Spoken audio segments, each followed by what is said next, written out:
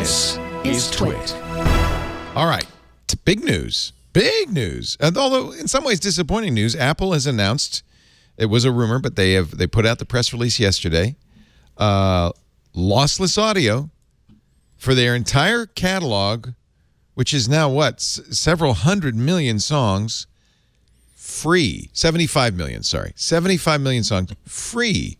So there are companies offering lossless audio. Spotify's rumored to be planning it, but Deezer and Tidal do it now. But they charge you extra.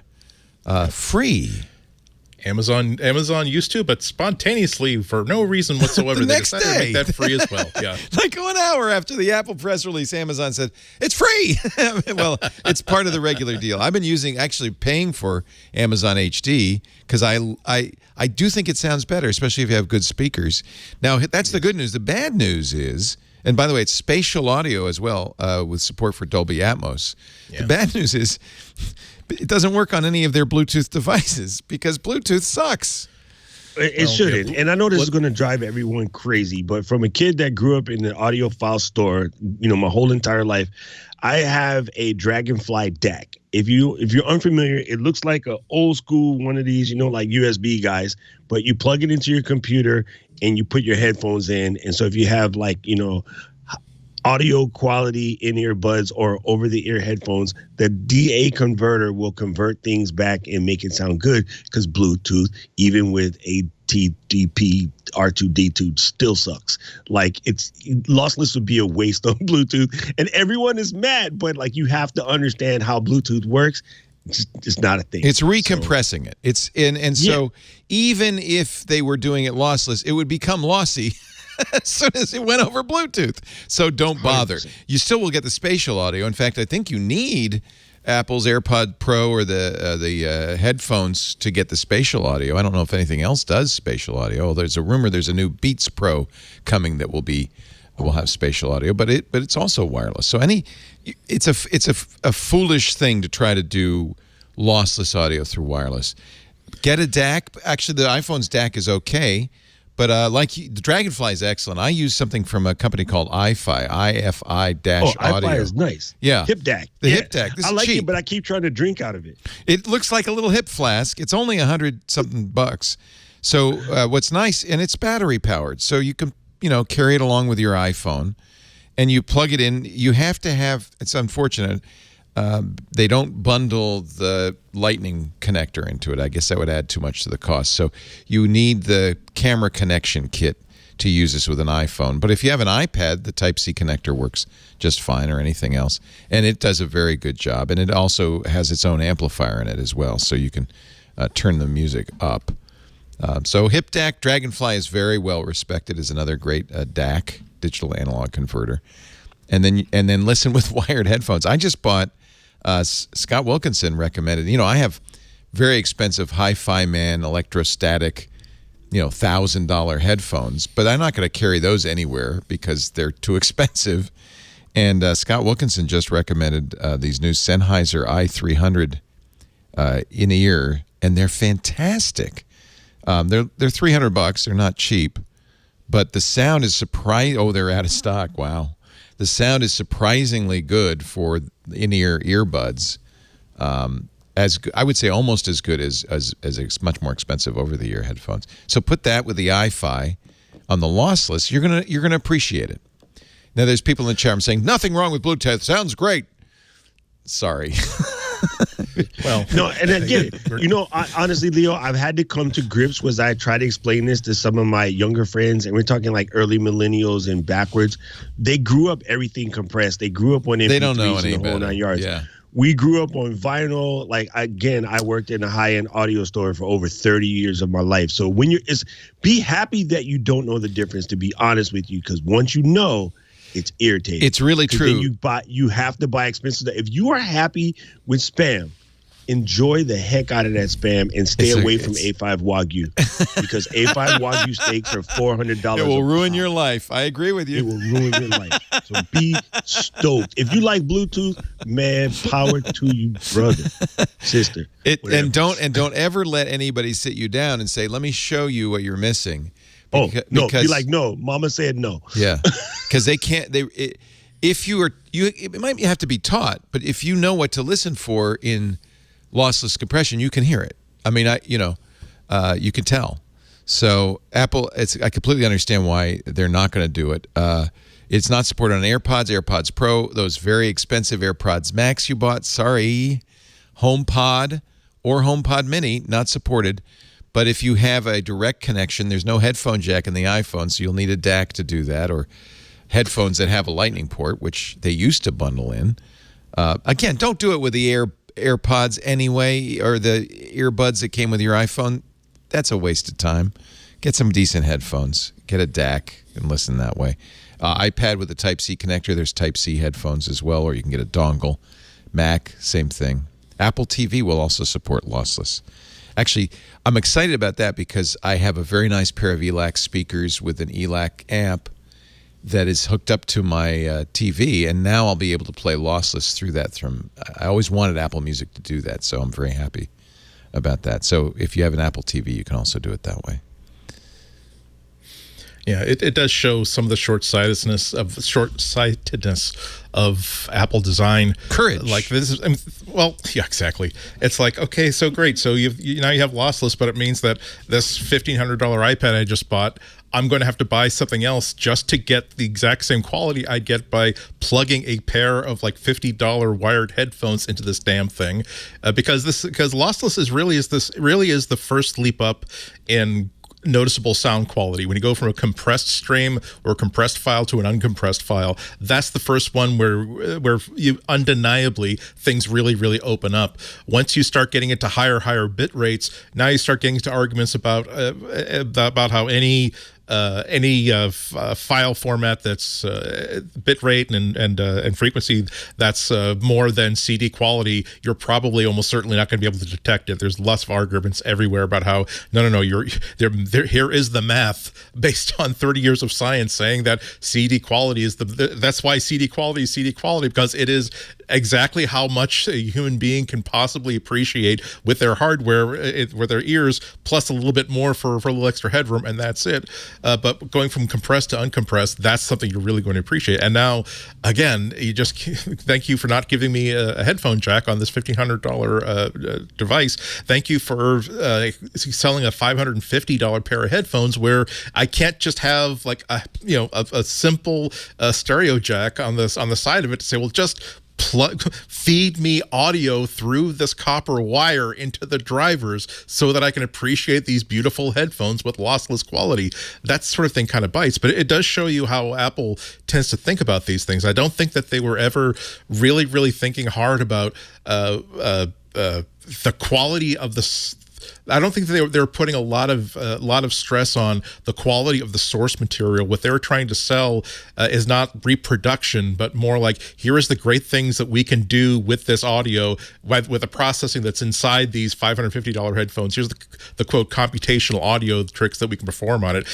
Here is the spatial audio tricks that we can do it. So if you give us even a crummy compressed AAC file, we can do amazing things with it just by simply cooking it and processing it. And we're not terribly interested in just simply taking an audio signal off of a copper wire and reproducing it with the greatest fidelity and the greatest accuracy possibly. I don't think that sort of stuff really moves them. But it just goes to show, $550, you're going to get Apple's point of view on what good headphones mean. You're not going to get something that is going to be useful for pretty much everything you would want a pair of headphones to do. And by the way, that's even if you use the wire that you sold separately. It's still not going to do it.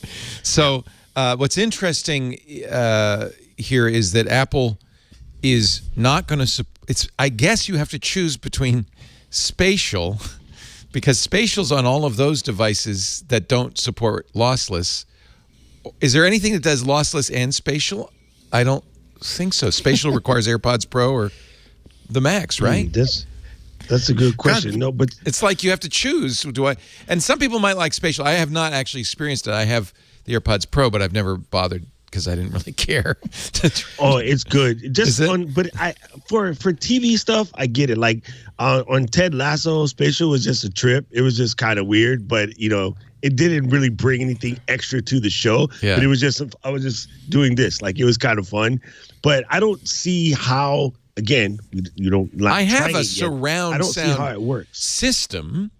Yeah, so do I. So I have surrounds. I have speakers all around me. I have a center channel. I have left, right. So I'm happy with that. But that's not what spatial audio is, apparently. So I'm a little confused by and the whole I'm curious if that will work with something like the File Q1. Q1. It's a Lightning-based DAC. Yeah. All of the hi-fi, nerd channels is one of the most popular DACs. I have a number of FiO DACs, and I love them. I think they're very good. Yeah, it's only like $100, but that is a Lightning-oriented DAC. It's funny because, again, audiophile stuff, and people, I know everyone wants to hear this, but audiophile stuff is similar to us whiskey people or the wine people or the beer people. And the people that don't get it always tell you that you guys are making it up. You don't know. But then same thing could be said about the beer folks or the wine folks, whatever. Again, if you don't know, be happy and just leave it alone. Don't get into this habit. Never become a connoisseur. It's a bad idea. No. It's an expensive. A bad idea. I built an entire Plex server just to make lossless copies of all the SACD stuff because our store sold SACDs. That was a platform that failed and faded away, and all of that stuff. It's a shame. I 24 karat Pink Floyd disc. I got it. Oh man, like I'm jealous. Yeah. So here's how this is going to work. You'll have to opt in because it's going to be a lot more bandwidth. They will be in ALAC, Apple's lossless format. Another more bad news: if you bought stuff on iTunes, iTunes will not offer anything on ALAC for purchase, nor will Music Match, iTunes Match, upgrade you to ALAC. You'll still be an AAC, good quality AC, but not lossless. The standard lossless tier is CD quality, 44 1 by 16-bit, which, as Andy, as you said, is probably all you have to get. There's big arguments in the high-res community about how high-res should be and all that. Apple will go all the way to 24-bit at 48 kilohertz. Which is plenty, more than enough. And there's a lot, the Nyquist theorem, and there's a lot of evidence that, you don't really need to go that high. CD quality, I think, for any streaming solution is just more than adequate. So it does say high-res lossless. In other words, 24-bit 192K or more will require, or less, I guess, 192K. Nothing goes higher than that. High-res lossless will require, Apple says, a DAC, a USB digital audio analog converter. I don't know if that's true for the Apple TV. That's interesting. Apple really did a great job with this. We need a damn three-dimensional table to figure out. Put your hardware on the x-axis, your music on the y-axis, and your DAC on the z-axis to figure out if you're actually going to get an improvement out of this. Well done, Apple. If I'll be very happy with CD quality. That's all I really need, and probably at my age, all I can hear. The product ad was written by Sheldon Cooper. Yeah. No. Bazinga. I did, I had in my youth, like a couple of years ago, purchased a lot of high-res music.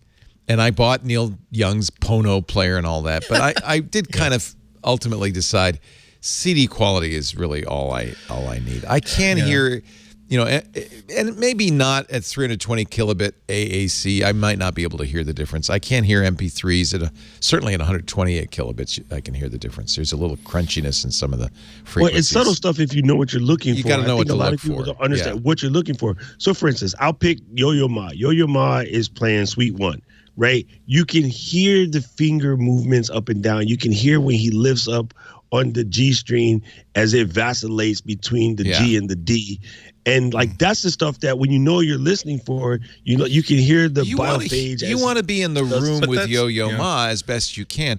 The other thing, and this is much more ineffable, but I feel like there's a broader sound stage with lossless and higher res than there is with compressed. I feel like you don't hear, the instruments aren't quite as well defined. The sound stage is not as open.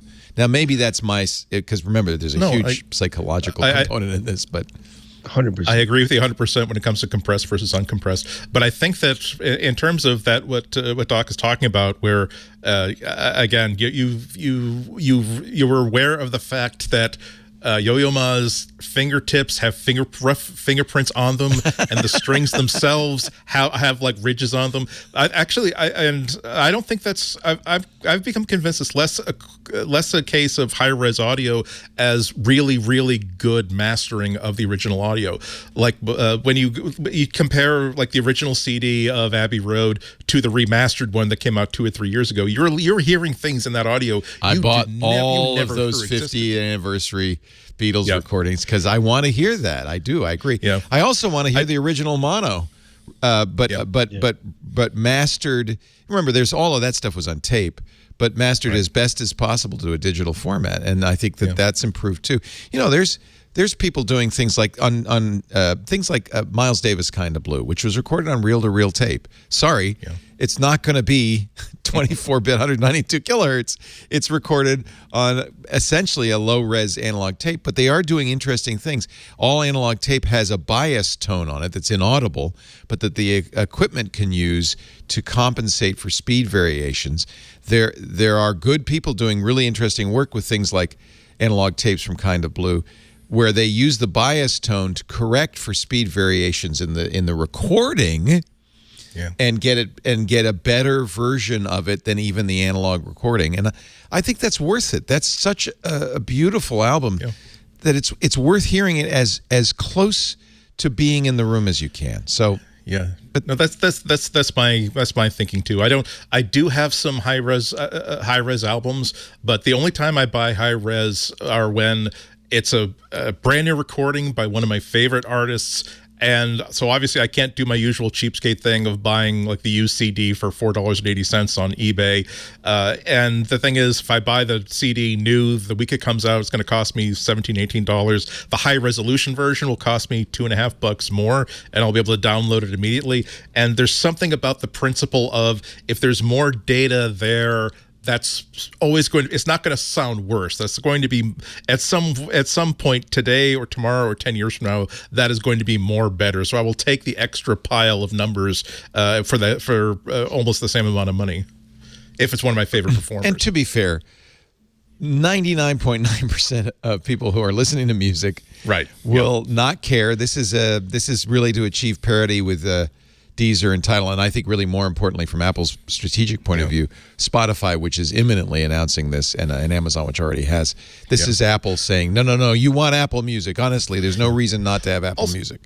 Also, if you look at the press release and you take the percentage of the press release that talks about spatial audio and the percentage of the press release that talks about lossless, they talk a lot more about spatial audio. Because that's definitely something that you don't have to have gold-plated ears in order to appreciate that. Holy cow, I could hear a violin behind me and a soccer ball to my left. That's wonderful. Yeah. And it is a wonderful experience. Of course, it might not be what the original engineer intended, but okay. It's if you enjoy it, like it, that's great. Apple Music, quote from the press release, is working with artists and labels to add new releases and the best catalog tracks as more artists begin to create music specifically for the spatial audio experience. And so that's important. Most stuff is not recorded that way. Apple says you can enjoy thousands of songs in spatial audio from the world's biggest artists. Thousands. But remember, it's a 75 million track database. When Apple launches lossless music in the next couple of weeks, 20 million songs will be available that way. They say by the end of the year, all 75 million songs in the catalog and Apple Music will support lossless audio.